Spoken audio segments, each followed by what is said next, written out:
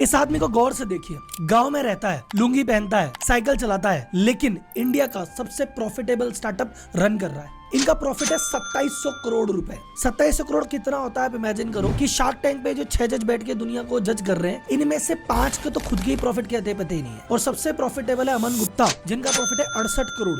ऐसे 38 अमन गुप्ता मिलेंगे तब जाके होता है 2700 करोड़। भारत में 114 यूनिकॉर्न कहे जाते हैं, 77 तो लॉस में बैठे हैं, प्रॉफिट की शक्लें नहीं देखी किसी ने। ऐसे दौर में ये व्यक्ति लुंगी पहन के गांव में बैठ के धंधा कर रहा है, इतना पैसा कमा रहा है। इसके बारे में एक चीज और बताता हूँ, इसके 180 से ज्यादा कंट्रियों में व्यापार है, 6 करोड़ से ज्यादा कस्टमर है, 11,000 से ज्यादा एम्प्लॉय हैं। फॉर्चून 500 में से 300 कंपनियों को ये कंसल्टिंग देते हैं। एप्पल, नेटफ्लिक्स, अमेजन, महिंद्रा ये इनके क्लाइंट हैं। रेवेन्यू है 7,000 करोड़, प्रॉफिट है 2700 करोड़ और कंपनी के वैल्यूएशन 40,000 करोड़। इतना बड़ा एम्पायर इन्होंने बनाया बिना किसी लोन, बिना किसी इन्वेस्टर, हमेशा खुद के पैसों से। आज के दौर में जब स्टार्टअप लोन ले लेके, इन्वेस्टर का पैसा ले लेके इतने साल जलाने के बाद भी प्रॉफिट की शक्ल नहीं देख पा रहे हैं, ऐसे टाइम पे ये व्यक्ति एग्जाम्पल है यूथ के लिए। इस व्यक्ति का नाम है श्रीधर वेम्बू और जो कंपनी चलाता है उसका नाम है ज़ोहो। जहाँ कुछ स्टार्टअप को उनकी हरकतों के लिए सरकार की तरफ से नोटिस मिलते हैं, इनको सरकार ने पद्मश्री का अवार्ड दिया है। बट कौन है ज़ोहो,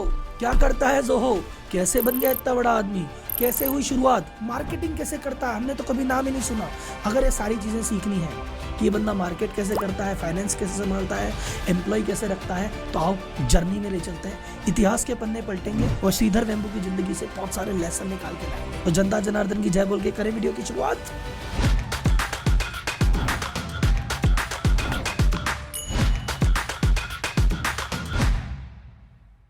श्रीधर वेम्बू का जन्म हुआ तमिलनाडु के एक छोटे से गांव में। इनका पूरा परिवार किसानी किया करता था। फिर कुछ समय बाद इनके पिताजी चेन्नई में शिफ्ट हो गए और वहां हाई कोर्ट में स्टेनोग्राफर का काम किया। उस समय इन्होंने जेईई का एग्जाम दिया और ऑल इंडिया 27th रैंक आई और ये पहुंच गए आईआईटी मद्रास में। तो श्रीधर वेम्बू अपनी फैमिली के पहले व्यक्ति थे जो कि ग्रेजुएट हुए। इन्होंने चूज किया इलेक्ट्रिक इंजीनियरिंग। इन्होंने कहा हाथ से कंप्यूटर बनाना है, मशीनें बनानी है, या तो साइंटिस्ट बनेंगे या प्रोफेसर बनेंगे या इस एरिया में फंडामेंटल रिसर्च करेंगे। इनका दिमाग वहां लगता था। लेकिन जब इन्होंने आईआईटी मद्रास के सिलेबस से गुजरे, इन्होंने कहा यार मजा नहीं आ रहा, वो गहराई नहीं है जो मुझे चाहिए। तो इनका मन ऊब गया, लेकिन ऊबे हुए मन से भी वो एग्जाम इन्होंने क्लियर किया। फिर उन्होंने कहा ऐसी चीज कहाँ मिलेगी, तो ये गए प्रिंसटन यूनिवर्सिटी पढ़ने, जो कि बहुत बड़ा लेवल है इस फील्ड में। वहां पे जाके डॉक्टरेट की, पीएचडी की उपाधि ली, पर फिर भी मजा नहीं आया। अरे बोले यार मजा ही नहीं आ रहा, अब ये इतना इंटेलिजेंट आदमी है जिसको किताबें पढ़ के मजा ही नहीं आ रहा है। तो फिर उन्होंने डिसाइड किया मैं किताबों के भरोसे नहीं रहूंगा, मैं तो खुद की लर्निंग खुद ही करूंगा। और ये किताबें लेके लाइब्रेरी में बैठ के अपने हिसाब से पढ़ाई करने लग गए, रिसर्च करने लग गए और चीजों को समझने लग गए। अब फाइनली लाइफ की जर्नी तो चल रही थी, मद्रास भी हुआ, प्रिंसटन भी हुआ, एक बढ़िया कंपनी में जॉब भी लग गई, सब पैकेज वैकेज भी अच्छा, पर अंदर से तसल्ली नहीं हो रही थी कि यार कुछ करना चाहता था, पढ़ाई लिखाई में तो कुछ हुआ नहीं, अब क्या करें, लेकिन चलो देश के लिए कभी कुछ करेंगे, मौका मिला तो। ये इतने इंटेलिजेंट थे कि वो कंपनी में एक प्रोजेक्ट था, उसके लिए C++ नॉलेज की जरूरत थी। वो लैंग्वेज इनको आती नहीं थी, किताब पढ़ के खुद ही सीख ली और थोड़ी देर में उसके बेसिस पे ऐसा सॉफ्टवेयर बना दिया जो हार्डवेयर भी उससे कंपेटेबल हो गया। तो जीनियस तो बॉर्न थे भैया। तो ये टाइम था 1994 का, 1994 का। 96 के आसपास इनके भाई ने प्रपोज किया कि यार कंपनी बनाते हैं खुद की और इंडिया में जाके बनाएंगे ताकि इंडिया में रोजगार जनरेट हो और इंडिया का नाम हो। तो इन्होंने कहा इंडिया के लिए कुछ करना ही था। भाई के साथ सीधे पहुंच गए चेन्नई और एक छोटे से कमरे में बैठ के दोनों भाइयों ने कंपनी की शुरुआत की जिसका नाम था एडवेंट नेट। अब इस कहानी से लर्निंग नंबर 1, सारा ज्ञान किताबों में उपलब्ध नहीं है।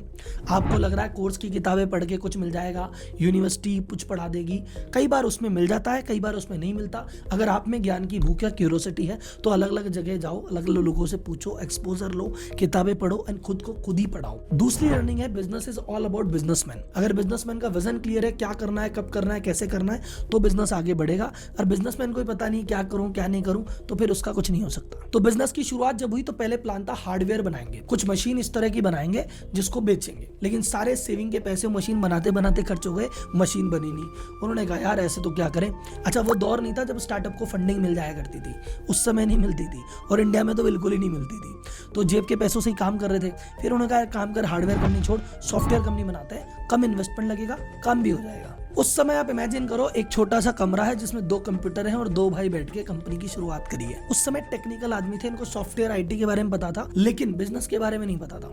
एक बार इन्होंने कोई $30,000 का एक सौदा किया क्लाइंट से। जब क्लाइंट से सौदा हो गया, बातचीत हो गई, तब क्लाइंट ने इसको कहा कि भाई सुनो $30,000 का सौदा करने की तुम्हारी औकात नहीं है।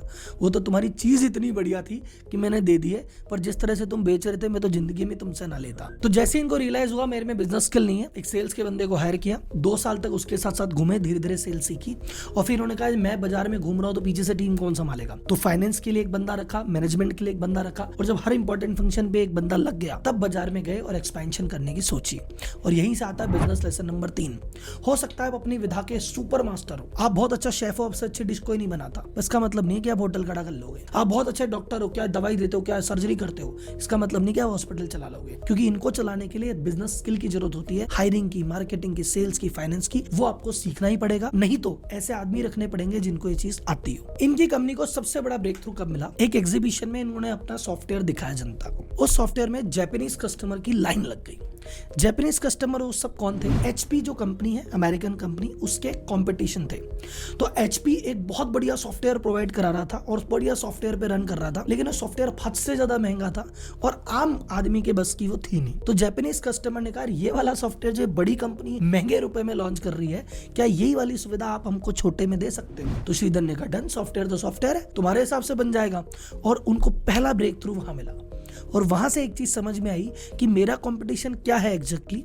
ये सॉफ्टवेयर जो बड़ी बड़ी कंपनियां बना के बड़े लोगों को दे रही है, बस वही चीज मुझे छोटे लोगों के लिए बना के दे देनी है, मेरा धंधा सेट हो जाएगा। ये चीज उनको वहां से क्लियर हो गई। तो इस तरह 1998 में इनको एक बहुत बड़ा ऑर्डर मिला और कंपनी का रेवेन्यू $1 मिलियन यानी आज की डेट में 8 करोड़ रुपए तक पहुंच गया। 96 में कंपनी चालू हुई, 2 साल में $1 मिलियन, बड़ी बात है। उस समय याद है .com का दौर चल रहा था, हर बड़ी कंपनी को मोटे मोटे वैल्यूएशन में खरीदा जा रहा था। तो जब धीरे धीरे इनका वैल्यूएशन $1 मिलियन से $2 मिलियन पे पहुंचा, तब इनको एक ऑफर आया कि $25 मिलियन में कंपनी बेचते क्या। अब मैं आपसे पूछता हूँ, आप साल की 2 करोड़ की सेल करते हो और कोई बंदा कहता है एक बार में 25 करोड़ रुपए दूंगा, लेता क्या? तो 5 जनों की टीम थी, 5 जनों में बैठे डिस्कस किया, बोले बेचनी है क्या? 5 ने कहा काय को बेचनी है। इन्होंने ऑफर डिक्लाइन कर दिया और उसके बाद से कभी इन्वेस्टर में रुचि नहीं दिखाई। खुद का पैसा कमाते थे, प्रॉफिट आता था, प्रॉफिट को लगाते थे, फिर बड़ा बनाते थे, फिर प्रॉफिट लगाते थे। यही स्ट्रेटजी आज तक फॉलो कर रहे हैं। सन 2000 आते आते इनके पास 115 लोगों की टीम हो चुकी थी, 10 मिलियन से ऊपर का टर्नओवर पहुंच चुका था। लेसन नंबर 4, बिजनेस में जरूरी नहीं है कि शुरुआत में हाय तौबा मचाओ, बहुत सारा लोन ले लो, बहुत सारी चीजें ले लो। धीरे धीरे रे मना, धीरे सब कुछ होए। हौले हौले पहले अपने बिजनेस को समझो, फंडामेंटल को नींव मजबूत करो, फ्लोर तो कभी भी चढ़ा लेंगे। आगे बढ़ने से पहले बात करते हैं एक शानदार वेब होस्टिंग प्लेटफॉर्म की जिसका नाम है होस्टिंगर। होस्टिंगर एक ग्लोबल वेब होस्टिंग प्लेटफॉर्म है जो कि रिलायबल और लो कॉस्ट सुविधा के लिए जाना जाता है। ये इंडिविजुअल्स को, छोटे व्यापारी या बड़े बिजनेसमैन सबको वेब होस्टिंग की सुविधा प्रोवाइड करता है। ये बहुत सारी फैसिलिटी देता है, जैसे कई बार फ्री डोमेन, अनलिमिटेड SSL या ईमेल की सुविधा, ये सब प्रोवाइड कराता है। इसका खुद का डेटा सेंटर मुंबई में है जिसकी वजह से अप टाइम शानदार होता है और स्पीड भी बढ़िया चलती है। इसका जो बेस्ट सेलिंग प्रोडक्ट है वो है प्रीमियम वेब होस्टिंग, जिसमें अगर 12 महीने का कोई प्लान लेता है तो उसको बढ़िया डिस्काउंट भी मिलता है और बाकी प्लेटफॉर्म की तुलना में इसकी कॉस्टिंग काफी रीजनेबल है। इसका सबसे बेस्ट फीचर है कि ड्रैग एंड ड्रॉप, तो आपको कोई कोडिंग स्किल की या प्रोग्रामिंग स्किल की जरूरत नहीं है, बस चीजों को आपने ड्रैग किया और अपनी वेबसाइट खुद बना ली। तो यह है होस्टिंगर का AI वेबसाइट बिल्डर प्रोडक्ट, जहां पर आपको जाके AI की मदद से अपनी एक वेबसाइट आप बना सकते हैं। आपको कोई कोडिंग और कोई टेक्निकल नॉलेज या स्किल की जरूरत ही नहीं है। AI प्रॉम्प्ट के हिसाब से आपका एक वेबसाइट बना के आपको दे देगा। आपको बस अपना एक रिक्वायरमेंट 2 लाइन में लिख के देना है और AI उस रिक्वायरमेंट के हिसाब से एक वेबसाइट बना के आपको खुद ही दे देगा। प्लान 149 पर मंथ से स्टार्ट हो रहे हैं। आपको फ्री डोमेन, ईमेल और बहुत सारी सुविधाएं मिल जाएगी और इस प्लेटफॉर्म पे 24/7 आपको कस्टमर सपोर्ट भी मिलता है। तो अगर इसकी आपको सुविधा लेनी है और आपको रिसर्च करने के बाद लगता है कि जबरदस्त है, तो आप इसको लेते टाइम मेरा कोड भी यूज कर सकते हैं RM10, आपको 10% डिस्काउंट एडिशनल मिल जाएगा। अब आते हैं मुख्य मुद्दे ज़ोहो पे। अब बात करते हैं कि स्ट्रगल की। ऐसा तो नहीं है इतनी बड़ी कंपनी बिना स्ट्रगल के बन गई। सन 2000 में एक .com बस्ट हुआ था। नेस्डेक जो 5000 पॉइंट पे बैठा था, कुछ ही समय में टूट के 1140 पॉइंट पे आ गया। सिस्को, इंटेल, ओरेकल जैसी कंपनियों के 80% शेयर टूट के। अब यार इनका तो छोटा सा स्टार्टअप था। अब ऑल्दो इनकी कंपनी लिस्टेड नहीं थी, शेयर मार्केट में नहीं थी, लेकिन इनके 80% क्लाइंट रातों रात बर्बाद हो गए। अब आप इमेजिन करो, आपके 100 क्लाइंट थे, उसमें से 80 क्लाइंट अगले दिन सुबह शटर खोला, बोले है ही नहीं, गायब। तो जो उधारी थी वो सब डूब गई और नया ऑर्डर मिलेगा नहीं। अब बंदों की सैलरी निकालनी, क्या करोगे तुम? इस समय काम आया श्रीधर की बुद्धिमानी कि इन्होंने भैया कैश बचा के रखा था। ये क्या करते थे, कैश कमाते थे, कैश रखते थे। इन्होंने इधर उधर इन्वेस्ट नहीं किया था, फालतू जगह फैलाया नहीं था, कैश पड़ा था। इन्होंने कहा कोई बात नहीं, जब तक ये चीजें नहीं सुधरती अपने पास 6-12 महीने का कैश है, सब निकाल लेंगे। और पूरी टीम 115 इंजीनियर की टीम को किसी को फायर नहीं किया। आजकल कंपनियां कहती है धंधा ही नहीं है, निकाल दो। इन्होंने कहा नहीं, आज के इस साल को 2000 को हम कहेंगे year of R&D, research and development. तुम 115 आदमी खाली बैठे हो, काम तो है नहीं, चलो बैठ के सोचो कि बाजार में अब क्या नया चीज निकल सकती है, क्या नया प्रोडक्ट बन सकता है। तो उन्होंने जो उनका एग्जिस्टिंग प्रोडक्ट था जो ऑलरेडी बहुत अच्छा बिक रहा था, कहा इसको और अच्छा करते हैं। उस ERP सॉफ्टवेयर को चेंज करते करते इन्होंने एक चीज बनाई, मैनेज इंजन, जो आज इनको सुपर डुपर रेवेन्यू देता है। उस समय उन्होंने एक चीज और सोची उस R&D के दौरान कि हम क्लाउड सर्विस पे चले जाएं क्या, कि मेन सर्वर हम रखें और क्लाउड पे दे दें। और उसी समय बॉर्न हुआ ज़ोहो का। तो कंपनी ने सोचा देखो एक सॉफ्टवेयर बनाते हैं, सॉफ्टवेयर का नाम है ज़ोहो। ज़ोहो के अंदर क्या होगा, बिजनेस रिलेटेड जितने भी फंक्शन है, जैसे HR है, मैनेजमेंट है, हायरिंग है, आपका फाइनेंस है, इससे रिलेटेड एप्लीकेशन होगी, इससे रिलेटेड ऐप होंगे, सर्वर हमारे पास ही रहेगा। जो भी बंदा है वो उसको ऑनलाइन डाउनलोड करके आराम से काम में ले सकता है। अब इन्होंने वही चीज फॉलो की जो पहले की थी।